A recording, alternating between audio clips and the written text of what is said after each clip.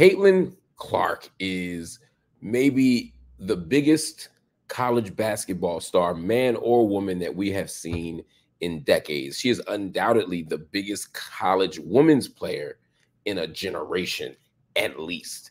I'm not calling her the GOAT. There's a woman named Cheryl Miller. There's a woman named Cheryl Swoops. There's a lot of people out there who could fight for that GOAT title. And Caitlin Clark ain't won a national championship or she hasn't finished her career yet. You know what I mean? Her concrete ain't dry yet. Her cement ain't dry yet. So let's just say that. But Caitlin Clark is a bad girl. And she's drawn a lot of attention. And the attention isn't just by the WNBA scouts or the teams. It's not just by the NCAA teams and colleagues and observers. It's also by a man named Ice Cube. That's right. As her career comes to an end, Ice Cube is saying, hey, Caitlin, maybe you shouldn't go to the WNBA. Maybe you shouldn't go overseas. How about this Big 3 contract? That's right. She's offered by Ice Cube a $5 million offer to play in the Big 3. If y'all don't know, Ice Cube started a league. It functions during the NBA offseason. It's mostly comprised of retired NBA players where they play a half-court 3-on-3 games. Highly competitive. It's intense. It's fun to watch. And Ice Cube has been not a competitor to the NBA in the sense that I don't think anybody thinks that Ice Cube is going to like destroy the NBA. But he gives a hell of a summer alternative to the NBA. It's much better than watching NBA Summer League. Ice Cube has managed to build something special. And they run for 8 weeks, and then they do another 2 weeks for the playoffs. It's fun to watch. And Caitlin Clark has been invited by Ice Cube to join the league at $5 million. Now, here's why this story is interesting for me.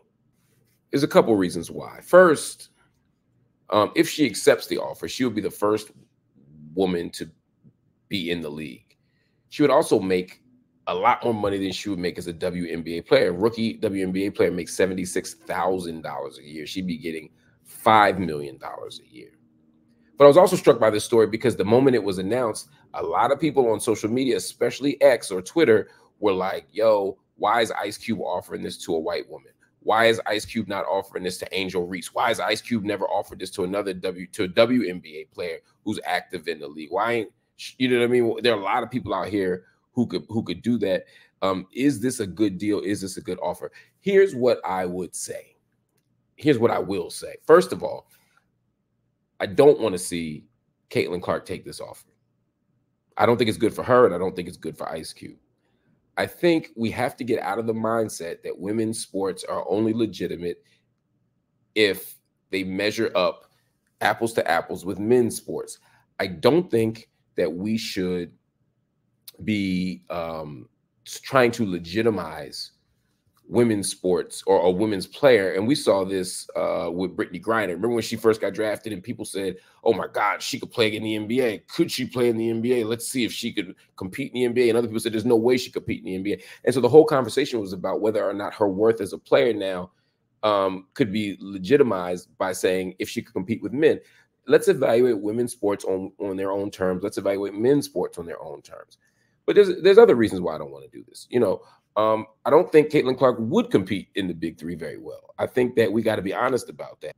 Caitlin Clark is an extraordinary player, but I don't think she could compete with NBA guards.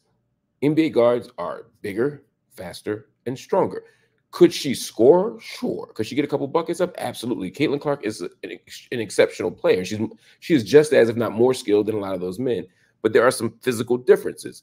There's a reason why we have men's and women's leagues. There's a reason why we begin dividing sports up in middle school, boys, girls, men's, women's, because of these differences. And what I don't want to do is see Caitlin Clark not perform well there, and then somehow people use that as a notch against her. I also don't want to see her image or her brand, as they say, compromised by her getting mollywopped,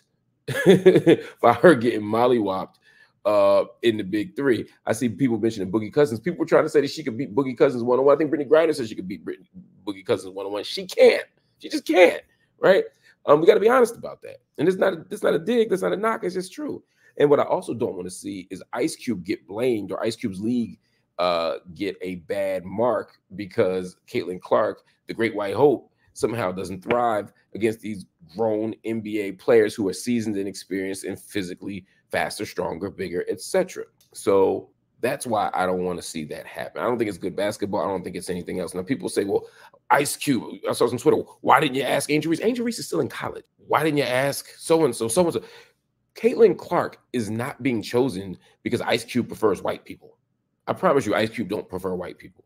Caitlin Clark is not being chosen because they think she's the only one who has a certain skill set, although her skill set is the most translatable to the big three because no one's going to be grabbing rebounds and dunking on these NBA players, but she's a ball handler. She's shifty. She can move with and without the ball, and she can shoot the ball from half court damn near. So she can get a shot up. So she's the best option. But it's not about basketball. This ain't about X's and O's. It's not even about race. It's about the fact that Caitlin Clark is the most celebrated and watched player in the league, maybe in the world right now. So yes, I would bring her in too if I was Ice Cube. Look, her last game, Caitlin Clark's last game, had the most viewers of any women's basketball game before the Final Four in the history of pre-Final Four women's basketball games. People want to see her play. I want to see her play. I could name, at one point, a lot of women's college basketball players. As I got older, I stopped watching college basketball, men's and women's at the same level. So I couldn't name a ton of men's or women's basketball players. But then Caitlin Clark popped up. And now it's like, oh, now I know Caitlin Clark. And now I know some of her peers because she was such a phenom last year. Ice Cube wants to bring those same eyeballs to the big three. And unlike other situations where you can play in the offseason or on season, the big three is at the same time as the WNBA. So you got to choose. And I'm telling you, Caitlin, have your WNBA career. There'll be plenty of money to be made with endorsements, plenty of money to be made with other opportunities.